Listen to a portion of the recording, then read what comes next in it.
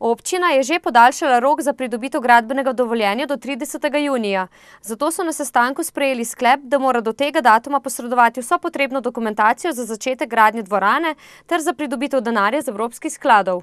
To pomeni 2,5 milijona plus 15% državnih sredstev. To pomeni, da bi dobili 3,7 milijona evrov za športno dvorano. Če se izgradnja dvoran v teh dveh mestih ne bo uresničila in ne bo potrjena do 30.6., stopi v veljavo plan B. Vemo, da so na razpolago še 3 dvorane oziroma 3 mestni prirediteljci. Tukaj gre predvsem za Celje, Halo, Tivoli in pa v enem delu tudi pod pogojem prenove dvorana v Mariboru.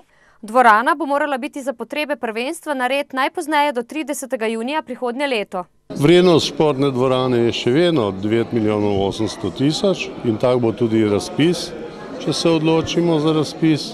Razumljivo pa je, da razliko 6 milijonov bomo morali se zadolžiti in nosilec celotne zadeve bo Mestna občina Novi.